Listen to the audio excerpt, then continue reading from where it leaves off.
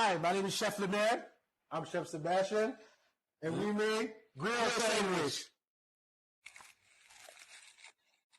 On arrive en Cap pour Bénin, Banama moi tombe.